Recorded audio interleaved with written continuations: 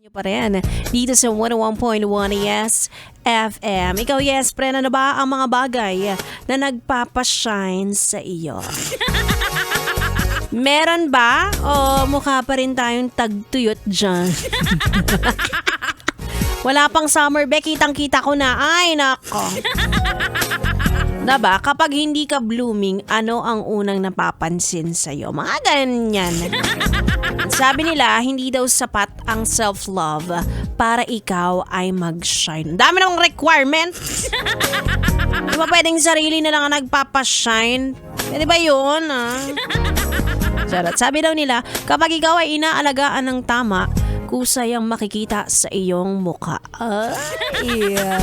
Tapos susunod yan sa iyong mga mata. Tapos sasabay ang iyong pagngiti. Tignan mo to, wala naman ako sinasabing pangalan, naiisip mo siya, hindi pa kayo, di ba? Okay lang yan, kahit hindi naman jowa, pwede naman sigurong pwede mo naman maging inspirasyon ng iyong kaibigan, ganyan. Kaibigan? Katrabaho, ganon, or kung sino man ang nilulook up mo. Ay, may nilulook up. Dapat meron kang inspiration.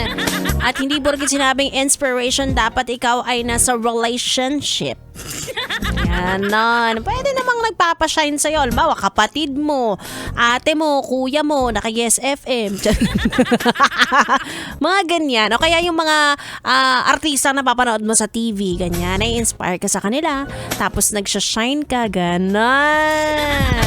Diba? Ito kasi puro kakasilande. Hindi lahat. May mali siya, ha? Anyway, isa sa mga nagpapashine sa akin sa trabaho, si B-Boy. Plus, kung nakikita niyo yung mukha ko.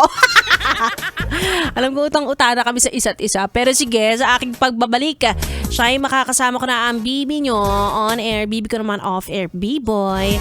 B-Boy. Tuloy muna natin ang ating tugtugan dito lang sa stasyong number 1 sa kagandahan. Yes. 101.1 Yes FM. Solid.